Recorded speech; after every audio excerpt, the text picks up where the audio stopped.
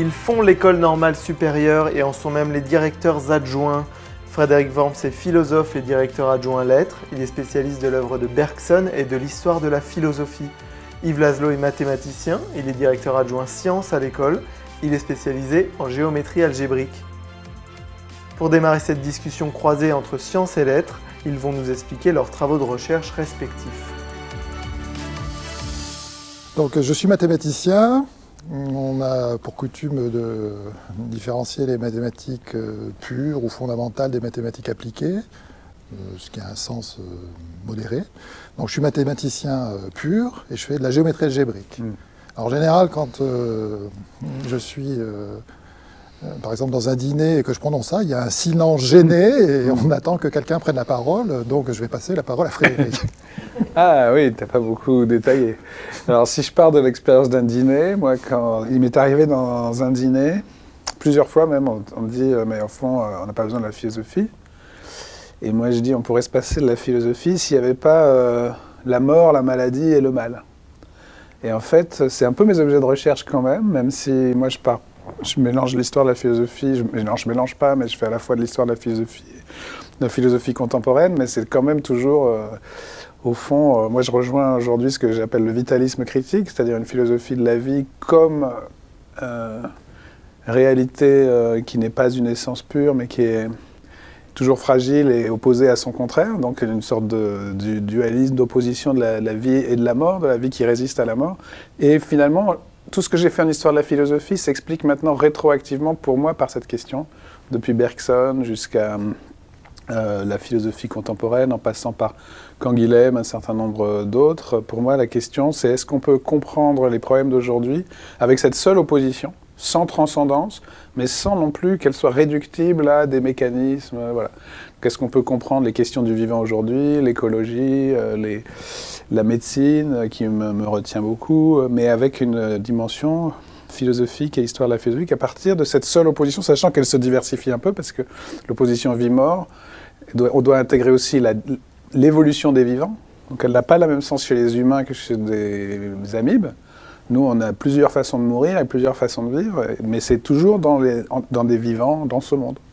Mais on peut mourir d'humiliation, on peut mourir de violence politique, on peut mourir de rire, on peut mourir de honte, bref, il y a plein de dangers, et donc il y a plein de vies aussi. Voilà. Donc c'est un peu ma question philosophique centrale, mais avec un fort retour en arrière historique. Et donc ce qui est intéressant, c'est dans cette vision de la philosophie et de description de la vie et des enjeux de la vie, les mathématiques ont un peu deux vies, j'ai envie de dire. C'est-à-dire, est-ce que les sciences pourraient exister sans les mathématiques ? Vraisemblablement non. Donc en tout cas une bonne partie des sciences. Donc c'est un point de vue sur les mathématiques, les mathématiques comme outils, comme langage, des sciences comme outils de compréhension du monde qui nous entoure. Et puis il y a le point de vue qui n'est pas contradictoire, mais qui est complémentaire de beaucoup de mathématiciens, c'est les mathématiciens vivent dans le monde des mathématiques et leur réalité. Et donc moi je vis plutôt dans ce monde-là, donc j'en vis dans le monde des mathématiques, et certaines choses fascinantes de la discipline qui m'intéresse le plus, qui s'appelle la géométrie algébrique, c'est d'être une confluence entre beaucoup de domaines traditionnels des mathématiques, l'algèbre, la géométrie, l'étude des formes, d'un certain côté la théorie des nombres, et d'avoir une espèce de grande unification autour d'un objet qui s'appelle la géométrie algébrique. Alors moi, dans la position philosophique que je défends, qui a son histoire, donc un peu plus discrète que d'autres, mais qui réapparaît fortement de manière rétrospective aujourd'hui, je pense qu'on peut se contenter ni d'une réduction des mathématiques à un langage, qui serait une pure fiction, instrumentale, ni à un monde mathématique séparé qui en plus impliquerait quand même en nous des facultés d'y accéder qui nous couperaient du vivant. C'est-à-dire que très souvent les philosophes platoniciens des mathématiques, comme ils posent un monde intelligible ou un monde des mathématiques, du coup, l'être qui y accède a une faculté d'y accéder, qu'on appelle la raison ou quoi, qui fait qu'on n'est pas seulement des corps vivants avec du langage. Et moi, ce que je pense, comme Bergson et Canguilhem, c'est que ces deux positions-là sont fausses, mais que c'est vrai que les mathématiques sont un détour construit par les hommes pour arriver à des questions vitales. Donc, quand Guilhem dit que la médecine est le prolongement par les moyens de la technique et de la science humaine, de l'effort spontané de lutte de la vie contre ce qui est de valeur négative, donc il y a le détour de la science, mais ce détour, il touche quelque chose du monde réel. C'est-à-dire que le monde, le milieu des êtres vivants est une matière qui a quelque chose de mathématique. Donc ce que je pense, c'est que les mathématiques sont une construction, mais qu'elles rejoignent quelque chose du réel. Mais du réel, pour moi, il n'y a pas d'autre réel que notre univers. Donc je ne sais pas si toi, tu dirais que ce que tu décris, c'est un monde d'objets. Parce qu'entre les deux hypothèses, langage fictif ou monde à part, il y a aussi la possibilité que ça décrive quelque chose de notre monde. Oui, encore faut-il décrire ce que c'est la réalité et notre monde. Donc, c'est ce que tu décris, c'est ce que les mathématiques... Oui, mais ça tourne... C'est auto-vérificateur. Ça peut être vertueux. Donc, parce que la question, c'est pourquoi les mathématiques marchent. Il y a une proposition autofondatrice, ça ne marche pas, comme tu sais. Donc, je pense qu'effectivement, est-ce que le monde mathématique est une création humaine? Ça, c'est un grand débat sur lequel je ne me prononcerai pas. Ce que je pense, c'est que le monde mathématique n'est pas complètement contraint par la nature et le monde réel qui nous entoure. Ça, c'est clair. Il n'en est pas du tout indépendant. C'est-à-dire qu'il n'est pas contraint par la perception naturelle qu'on en a, en tout cas.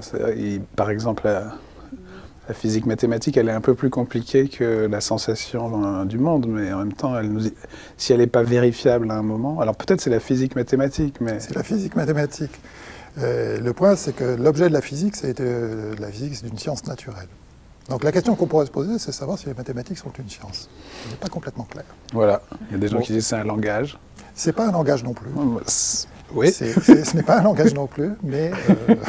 Si c'est ni un langage ni une science, ouais. Ils ont l'air compliqués vos dîners quand même avec vos amis. Hein. Là, on est parti, là. Il faut nous rattraper, là. Il faut nous rattraper. Est-ce que, dans donc, les deux disciplines, mathématiques et philosophie, qui vous concernent, qui sont quand même des disciplines maîtresses, quelles sont les grandes avancées aujourd'hui de ces disciplines en 2018 là, quels sont les sujets d'actualité de la recherche, en tout cas? Vas-y. C'est une très jolie question.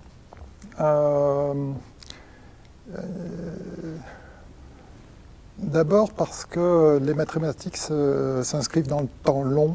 Donc la notion de sujet d'actualité en mathématiques est intéressante, mais elle est compliquée. La durée de vie des articles de mathématiques est très longue. On continue à relire des articles qui ont 50 ans, 60 ans. Et on continue de pertinence, alors que dans beaucoup d'autres sciences, l'avancée extraordinairement rapide des sciences fait que le progrès fait que la strate d'en dessous disparaît, ce qui n'est pas du tout le cas des mathématiques. Le deuxième point, c'est que depuis quelques décennies, dû beaucoup au nombre de mathématiciens, il y a beaucoup de mathématiciens dans le monde, il y a une explosion des connaissances mathématiques qui est absolument énorme. On peut par exemple mesurer ça en termes d'articles, mais également en termes de résultats qui ont été démontrés. Donc on a entendu parler il y a quelques années de la démonstration du théorème de Fermat. Donc le théorème de Fermat en soi lui-même n'avait pas un intérêt énorme. Son intérêt, il consistait en deux choses. C'est que c'est les méthodes qu'il a entraînées, le développement des méthodes qu'il a entraînées pour sa résolution. Donc c'est un résultat qui a résisté plusieurs centaines d'années. Et donc ça a été un défi énorme. Et ce sont les méthodes qui se sont développées qui ont été intéressantes en soi.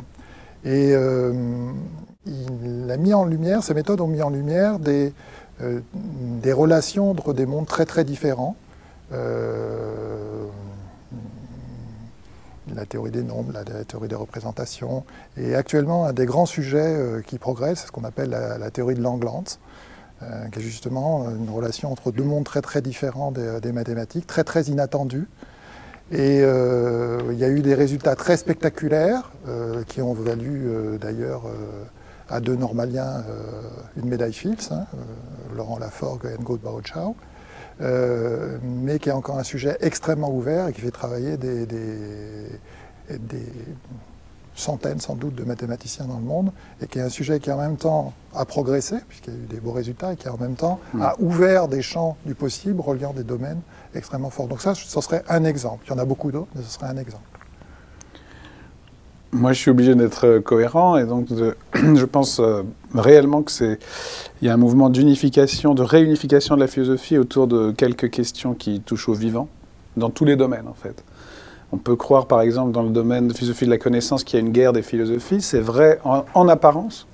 Il y a une philosophie analytique qui se centre sur le langage, qui croit être opposée à une philosophie dite française ou continentale qui parle plutôt de la critique du langage et puis du pouvoir et de la vie, etc., mais d'une façon tout à fait différente. En fait, je pense que la question centrale, c'est comment toutes les questions philosophiques se reconfigurent à partir de notre condition d'être vivant et menacé par la mort ou la disparition. Donc pour les sciences cognitives, pour moi c'est évident, ce sont des sciences de l'esprit humain comme fonction naturelle dans un milieu, avec un cerveau qui a produit peut-être les mathématiques, même celles dont Yves vient de parler, et que ça passe quand même à un moment par nos connexions cérébrales. Ça pose d'ailleurs un énorme problème de comprendre tout l'esprit avec le cerveau, mais pour moi le cerveau est aussi le cerveau de quelqu'un, toujours, qui s'individue, qui a des pathologies, qu'il faut soigner, etc., qui peut créer aussi, qui se réinvente, qui a une plasticité. Donc ça, tout se reconfigure autour de ça, d'un côté épistémologique, d'un autre côté éthique et politique. Pour moi c'est très clair que c'est là que ça se passe. Donc, et de trouver un sens à ce qui peut paraître un peu déprimant, c'est-à-dire la philosophie de l'histoire, on croit qu'elle a disparu. On a ce débat-là avec François Hartog, souvent, qui est un très grand historien, mais aussi philosophe de l'histoire à sa manière. Il préside le conseil d'administration de l'école, par ailleurs, mais lui, il pense que le sens de la question de l'histoire est très fragilisée aujourd'hui de plein de façons. Moi, je ne pense pas du tout. Je pense que les risques, les catastrophes qui nous entourent redonnent un sens à l'histoire, mais la difficulté, c'est de ne pas retomber seulement dans une sens de l'histoire qui serait juste d'éviter la mort, ou d'éviter la guerre, ou d'éviter la destruction de la planète. Mais c'est quand même une vraie question, de même du côté de l'éthique. Et puis il y a un enjeu métaphysique, parce que qu'est-ce qui fait qu'on est des animaux, mais pas tout à fait comme les autres animaux? Qu'est-ce qui fait que... est-ce que la distinction entre la vie et la mort suffit à donner un sens à nos vies? Qu'est-ce qu'on retrouve de création artistique ou culturelle, etc. Donc pour moi, tout se reconfigure autour de là. Et c'est peut-être une erreur, mais en fait, je crois que même les gens qui s'en sentent très éloignés sont là. Les philosophes du langage, pour moi, sont des gens qui travaillent sur nos fonctions naturelles, alors que peut-être dans les années 60, ils travaillaient sur la culture. Mais aujourd'hui, dans cet immeuble, en philosophie de l'esprit, pour moi, ils sont très, très, très proches de la littérature contemporaine, qui parle de ce qui peut arriver à un être humain dans la maladie, dans l'amour, etc. Donc, et je pense que du côté du cinéma, donc c'est là qu'il se passe des choses. Ça rejoint des questions très contemporaines, très, très concrètes. Encore une fois, sur les animaux, sur l'environnement, sur la médecine et sur la manière même dont les enjeux de biomédecine nous obligent à penser la vie humaine. En ce moment, moi je fais partie du comité d'éthique, il y a les problèmes de bioéthique. Je fais cours aussi, j'essaye d'affronter ça dans mon cours de cette année. Moi, ce qui me frappe, c'est que la bioéthique n'est pas du tout une fiction qu'on dresse contre des pouvoirs médicaux. C'est une élaboration bizarrement contrainte par la science des questions métaphysiques. Et c'est une élaboration compliquée parce que dans un espace démocratique, tout à coup, on est obligé de penser ce que c'est qu'avoir des enfants, et les gens ont des doctrines là-dessus, ce que c'est que mourir, et les gens ont des doctrines là-dessus, mais en même temps, on est obligé.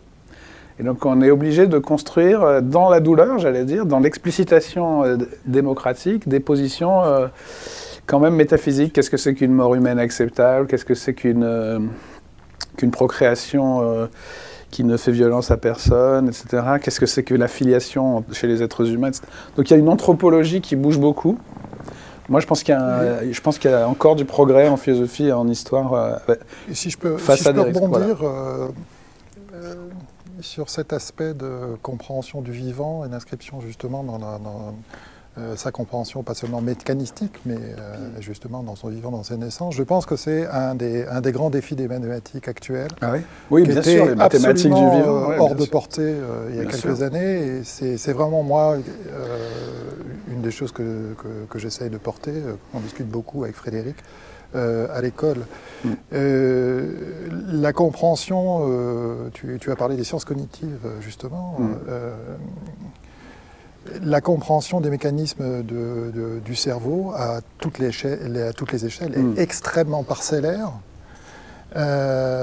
mais on commence à avoir des données mesurables sur l'activité cérébrale, sur le lien entre l'activité cérébrale et les actions humaines, voire l'intention, la décision, vraiment les actions cognitives.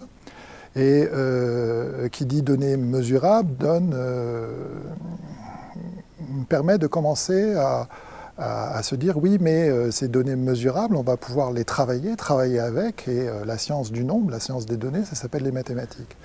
Et ces mathématiques-là, largement, n'existent pas, je pense. Oui, mais c'est ce qui se passe en ce moment. Le grand défi, et qui est le moment absolument passionnant qu'on est en train de vivre, c'est que avec d'une part l'explosion des techniques d'investigation, les microscopies par exemple, qui fait des progrès absolument considérables, avec l'explosion des capacités de stockage et de calcul qui sont à notre portée, la diminution des coûts, avec des méthodes qui viennent à la fois des mathématiques, qu'elles soient déterministes ou probabilistes ou la physique statistique.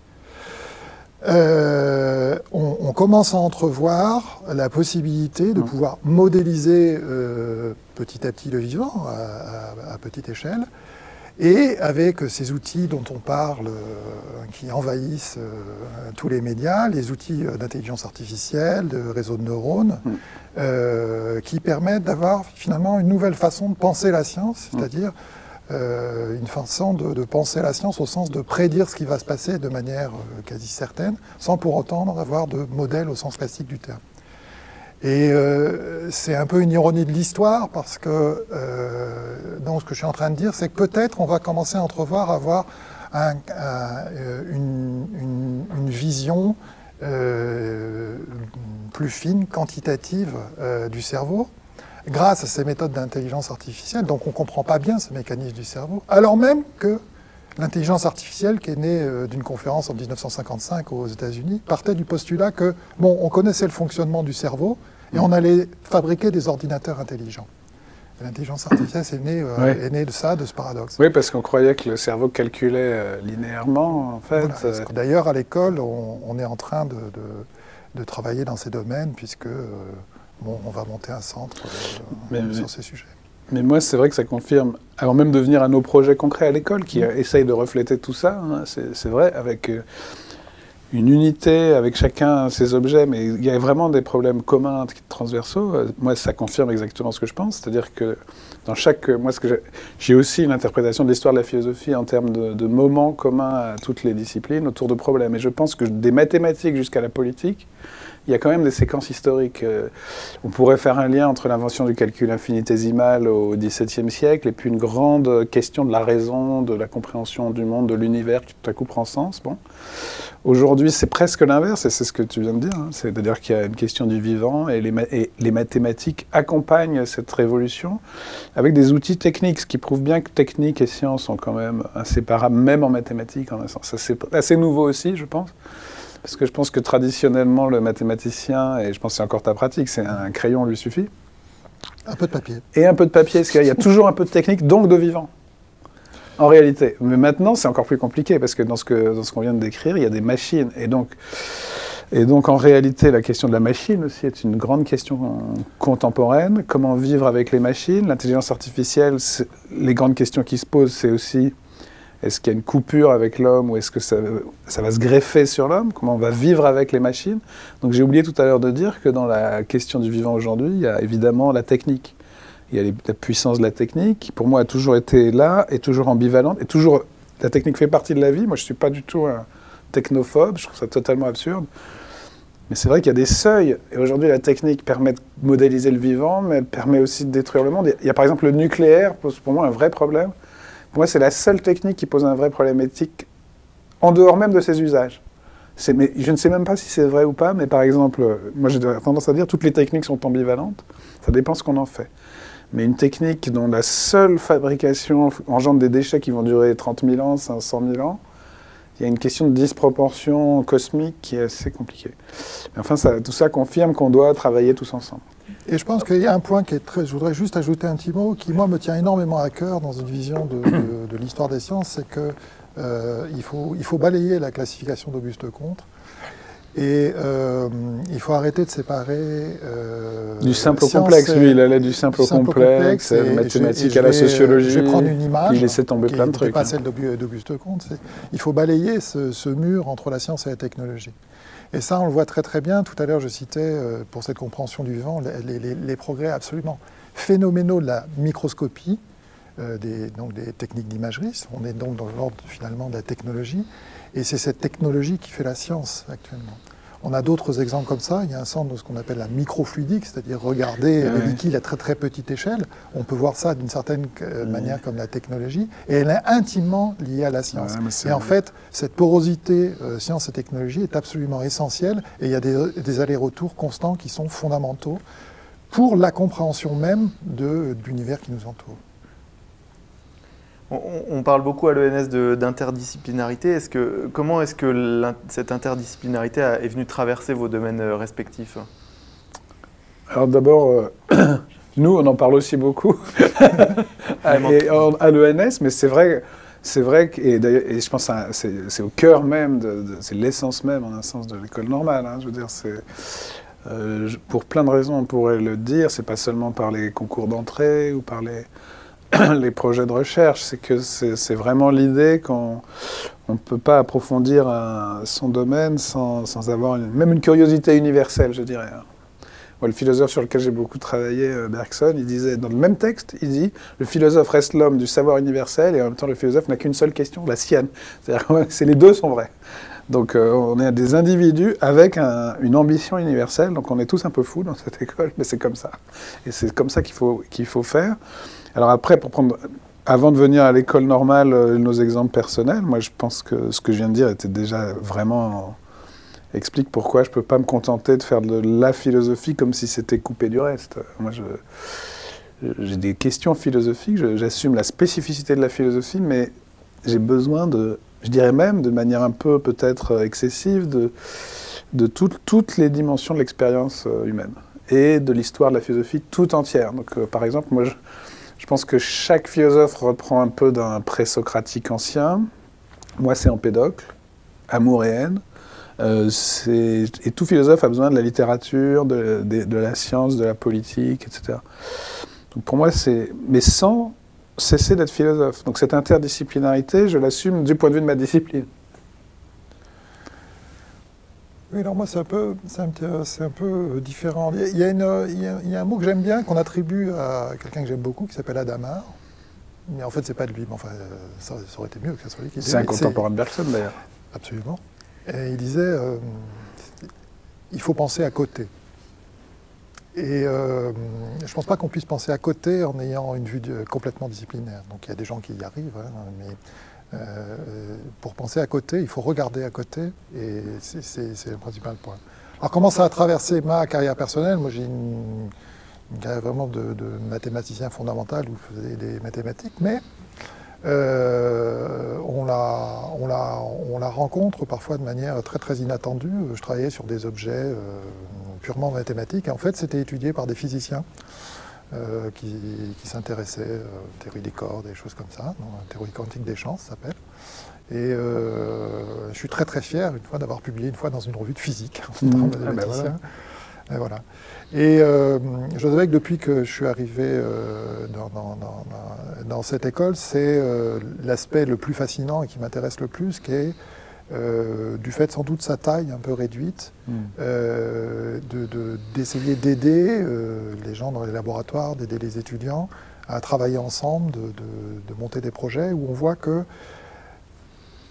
avec un socle d'une connaissance ancrée dans une discipline très forte, qui est absolument fondamentale à l'école, d'être capable de dialoguer à côté avec les autres, et que ça naît souvent les disciplines les résultats scientifiques les plus incroyables viennent de ce dialogue entre disciplines différentes. Et ici, nous sommes au milieu du bâtiment de sciences cognitives, et qui est vraiment l'archétype de la pluridisciplinarité, puisque ça va de la philosophie analytique jusqu'à la psychologie expérimentale, aux neurosciences computationnelles, etc. Donc on est vraiment dans le lieu même de la pluridisciplinarité, et qui fait que j'aime beaucoup cet endroit. Et du point de vue de l'ENS, quelles sont les initiatives qui invitent les jeunes chercheurs à travailler cette interdisciplinarité? Oui, là vous nous faites venir sur un terrain, je ne sais pas combien d'heures on a pour expliquer ça. C'est l'ENS en 180 secondes. Je pense qu'on peut regarder toutes les initiatives, comme Yves vient de le dire, sous cet angle. Il faut jamais distinguer formation et recherche à l'école normale. Hein. On forme par la recherche, et c'est vraiment le cœur de la chose. Mais on peut peut-être commencer quand même par des aspects de formation. C'est-à-dire que dans le diplôme lui-même, dans la scolarité, il y a ce que Yves vient de décrire, ce que tu viens de décrire, c'est-à-dire non seulement une formation disciplinaire, mais une formation interdisciplinaire. Donc c'est déjà au cœur de ce qui fait la singularité du diplôme de l'école normale, qui ne se contente jamais d'être un master. Et on construit aussi dans la formation des vrais projets transdisciplinaires pour les élèves, des projets sur l'actualité, qui est aussi l'actualité scientifique, sur l'intelligence artificielle ou sur l'homme augmenté ou sur le génome. On a des événements qui vont forcément de la science dure jusqu'à la politique. Mais du côté de la recherche aussi, c'est du côté de la création des nouveaux objets, du côté de mettre les gens ensemble. Je prends ma partie, hein, tu diras un mot des sciences, mais en lettres, je pense que c'est là qu'il se passe des choses en ce moment. L'école normale a toujours été très très forte individuellement et dans l'interdisciplinarité individuelle, et aujourd'hui on la rend collective en lettres. En sciences c'est le cas depuis longtemps, mais on a eu le LabEx Transfert, qui a mêlé sur des objets de transfert et qui aujourd'hui est relayé par une école formation-recherche liée à PSL, PSL en fait est très complémentaire de l'école normale de ce point de vue-là. C'est vraiment une sorte de déploiement plus vaste encore de tout ça. Mais là, on a une occasion unique de structurer les humanités d'une manière vraiment transdisciplinaire avec des objets communs. Des humanités qui vont jusqu'aux sciences, pas seulement par les humanités numériques, mais par les contenus, les problèmes. Donc en fait, je pense qu'on vit un moment assez fort dans l'intégration de l'école littéraire à travers des questions communes dans les humanités. Ça se traduira même dans un espace recherche-lettres. Ça se traduit déjà dans des projets communs. Et on a non seulement des individus, parce qu'on est petits mais très interdisciplinaires en eux-mêmes dans chaque département, mais une vraie dynamique commune. Oui, alors là, à moins de 4 jours, je ne pourrais pas décrire la moitié de ce qui se ferait. C'est vraiment le cœur. Donc, ce qui ne veut pas dire qu'il n'y a pas de recherche disciplinaire forte, qui est très importante également. Ce qui est important, c'est que les gens se parlent. Et il y a des projets qui naissent. Donc, mais je peux donner quelques exemples très concrets d'initiatives que nous avons menées, parce que ce qu'il faut bien comprendre, c'est qu'un chercheur, il va où sa recherche l'amène. Et nous, notre travail, c'est de les aider et de les aider dans cette voie. Donc, le centre d'études des données à l'école normale, qui sera un centre où il y aura des informaticiens, des mathématiciens, des physiciens, qui travaillent avec des biologistes. Donc, c'est un premier exemple tout à fait concret. Un deuxième exemple tout à fait concret, j'espère assez rapidement, mais sans doute dans 2 ou 3 ans, nous allons construire avec nos partenaires de PSL, c'est très, très important, un centre d'études quantitatives du vivant, c'est ce que je disais, comment modéliser le vivant, comment travailler avec les biologistes évidemment, mais les mathématiciens, les physiciens, les chimistes, les informaticiens, pour comprendre de manière quantitative et prédictive le vivant. C'est une deuxième initiative. Sur cette nuit des origines, comment cette nuit va mettre en avant cette interaction entre les disciplines et cette recherche croisée? Est-ce que c'est un moment d'exposition, on va dire, pour cette interdisciplinarité, et sous quelle forme ça va se présenter au public? Il faut bien voir qu'il y a PSL, mais qu'il y a aussi les NSL, qui sont les nuits sciences et lettres, qui essayent de présenter l'ensemble des disciplines à travers un point commun, mais qui est aussi un problème pour chacune d'entre elles. Alors donc il y a 2 ans, c'était expliquer. C'est pas du tout la même chose d'expliquer en mathématiques ou en philosophie, mais dans les 2 cas, c'est un problème, d'expliquer l'amour ou d'expliquer les lois de l'univers. Et ça fait apparaître à la fois le travail concret de chacun, mais en même temps le fait qu'on rencontre tous les mêmes problèmes. Donc tout le monde se demandait ce que c'est qu'expliquer. Et il y avait aussi de l'épistémologie, comme on dit, commune. Et là c'est pareil, je pense, sur les origines. C'est-à-dire que l'origine est un problème pour tout le monde, y compris pour les enfants qui se demandent comment ils sont nés, y compris pour les politiques qui fantasment parfois des identités originelles et pures. Mais en même temps, je pense qu'en mathématiques, en philosophie, évidemment, on se pose la question de l'origine. Dans les arts, on se pose la question de l'origine et même de l'originalité. Qu'est-ce que c'est qu'être, en tant qu'artiste, l'origine de quelque chose de nouveau? Voilà, moi j'essaierai, on animera chacun une table ronde d'ouverture. On va essayer de déployer les 2 versants de la chose. Moi, je vais essayer d'ouvrir avec d'autres sur aussi le problème de l'idée d'origine par opposition à d'autres. Par exemple, je pense que l'origine n'est jamais seulement le commencement, parce que c'est en fait, le commencement n'explique pas ce qu'il a donné, c'est juste la date. L'origine est censée expliquer ce dont elle est l'origine, mais en même temps, l'origine n'est pas seulement un fondement, parce que le fondement est intemporel, et par exemple, le fondement des mathématiques, c'est pas leur origine en Grèce, c'est par exemple, je sais pas, l'esprit humain. Donc la question de l'origine est toujours entre les 2, avec ce fantasme d'un fondement qui agit dans le temps, qui est peut-être encore là, qui a disparu, etc. Donc on est au cœur d'un problème. Et moi, ce que j'aime beaucoup, je conclurai là-dessus, c'est que l'expression de la nuit des origines contredit son objet. C'est-à-dire c'est une expression qui en français veut dire qu'il n'y a pas d'origine. Quand on dit que ça se perd dans la nuit des origines, c'est qu'il n'y en a pas. Et donc moi ce que j'aime beaucoup, c'est justement de faire une nuit des origines avec un jeu assez profond sur le mot. C'est-à-dire on prend l'origine comme problème, mais en même temps il se peut qu'on aille s'y perdre. Donc venez vous perdre dans la nuit des origines.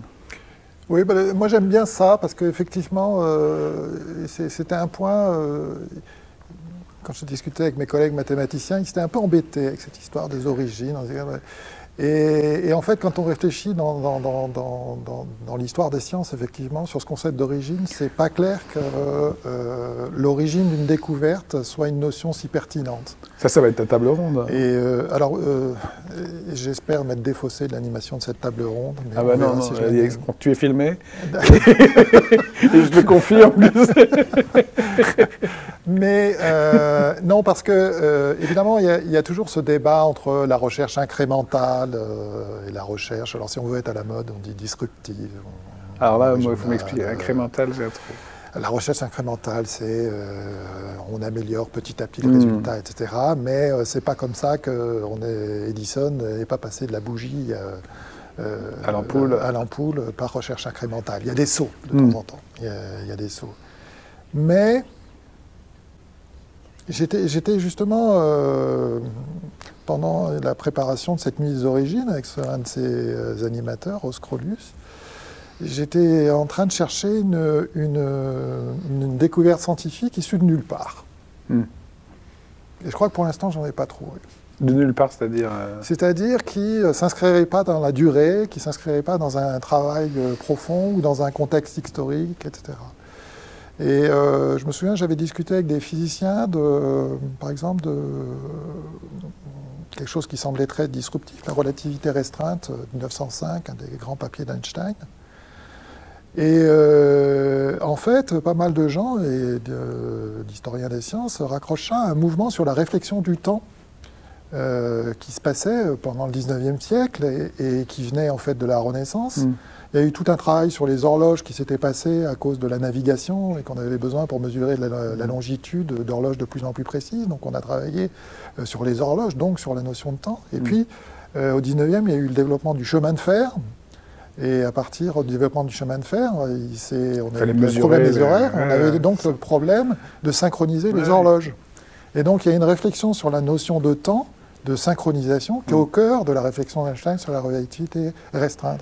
Et donc il y a pas mal de gens qui se disent oui, c'était très étonnant, etc., même si les équations existaient ailleurs, etc. C'est la réflexion qui était absolument extraordinaire.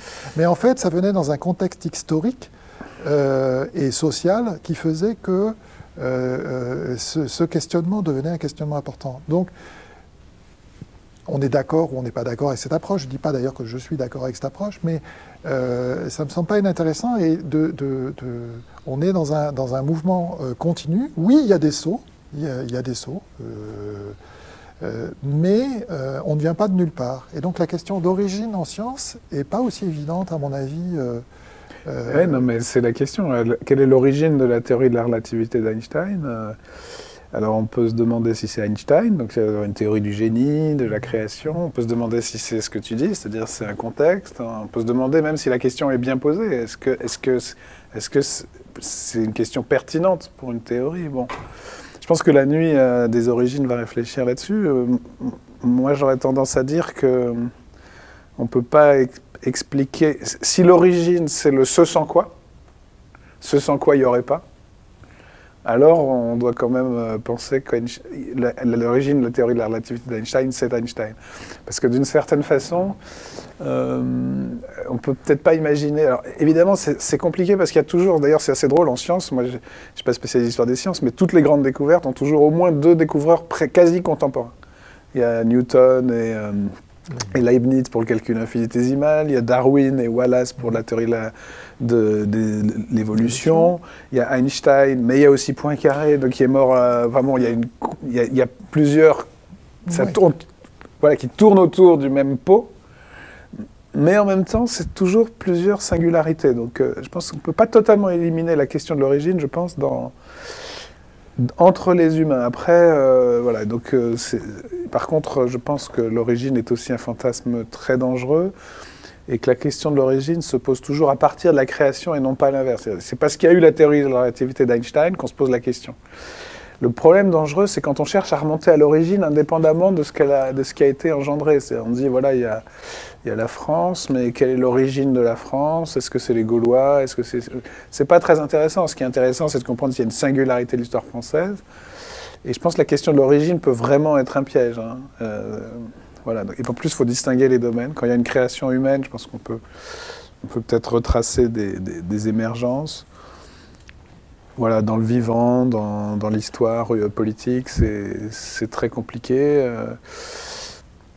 Même si là aussi, il y a des seuils, il y a des forces. Enfin bon, c'est ce qu'on va discuter pendant toute une nuit. On va terminer juste sur une petite chose un peu rigolote, ou enfin ça se trouve ce sera pas drôle, mais vous avez un iPad Yves devant vous. Est-ce que vous pouvez le prendre et le tendre à Frédéric? Ouais. Et vous pouvez juste réagir sur cette image. Et je l'ouvre? Ouais. Bah oui, sinon tu peux pas réagir sur l'image. Non, mais je veux dire, j'ai un peu peur. Ok. Et vous regardez Yves pour répondre. Firenze Ponte Vecchio e Veduta dell'Arno. Alors c'est le Ponte Vecchio. Est-ce que vous aimez l'Italie? Ah non, moi j'adore l'Italie. Une année où je ne vais pas en Italie est une année où je me sens pas bien. J'ai vraiment... Florence, oui, je sais pas très bien quoi en dire. Je pense que c'est à la fois un paysage idyllique, en même temps là il s'est passé beaucoup de guerres civiles. C'est aussi là qu'a été inventée, je dirais, la politique européenne, Machiavel, hein, les Médicis, etc. Je pense que ça cache beaucoup de guerres. Ces ponts sont aussi très symboliques, très fragiles. Il y en a qui ont été bombardés dans des pays pas très lointains de là. Il n'y a pas si longtemps en Europe. Donc pour moi, oui, c'est la culture, la civilisation, mais c'est avec ce qu'elle cache aussi voilà, que dans Musset, quoi. La mariée était belle, mais prenait garde à son petit couteau. Vous avez un autre iPad devant vous. Ok, je ne sais pas ce que je te donne là. Moi non plus. Il n'explose pas. Hein. C'est pas mal votre dispositif. Mais là, il faut que j'enlève mes lunettes. Hein. Qu'est-ce qu'il a eu comme surprise? Oui, mais Verdi, mais vous allez lui donner l'occasion de parler d'une cantatrice. Le problème, c'est que vous lui faites un cadeau en or massif. Non, pas vraiment Verdi, mais donc là, on va peut-être... L'association d'idées, ouais. C'est une association d'idées, donc c'est un grand débat entre Frédéric et moi, et notre directeur va devoir arbitrer. Là, il va devoir arbitrer. À l'origine d'un appel au soutien pour le doctorat honoris causa de l'école normale de Cecilia Bartoli. Donc je suis un admirateur absolument fanatique de Cecilia Bartoli. Vous qui nous regardez, ne tombez pas dans cette rhétorique. je me ruine quand elle vient à Paris. Et je peux vous raconter une petite anecdote. Je suis très ami avec, disons, un anglo-belge qui vit à Londres et donc qui, comme moi, est un fanatique absolu de Cecilia Bartoli. Et donc, il a eu... c'est sa femme qui me racontait ça, c'est important. Et donc, c'est un monsieur de 60 ans. Elle n'est pas jalouse de Cecilia? De 60, 65 ans, très, très, très sympathique, très jovial, plein d'humour, très british. Et donc, il a eu l'occasion de rencontrer, après un concert, Cecilia, et donc de lui parler, d'échanger avec elle. Et à la fin de cet entretien, Cecilia a regardé ce monsieur, qui était un petit monsieur, et l'a embrassé sur le front. Et sa femme m'a dit, il est devenu cramoisi comme un adolescent. C'est comme dans voilà, Obélix et Falbala. Exactement, et j'adorerais vivre cette expérience avec Cecilia. Voilà ce que m'inspire cette histoire. 200 ans d'histoire de l'école normale. Même si on n'est pas du tout dans le registre, ou pas du tout, pas totalement, mais on n'est pas dans le cœur de registre de Cecilia Bartoli, mais voilà, je fais un appel. Voilà. Non, mais on verra s'il est suivi. Je pense que Marc Mézard a très rarement arbitré entre nous, je devrais dire quasiment jamais. Mais là, il va avoir un choix difficile à faire. J'aime beaucoup Cecilia Bartoli, par exemple. J'espère.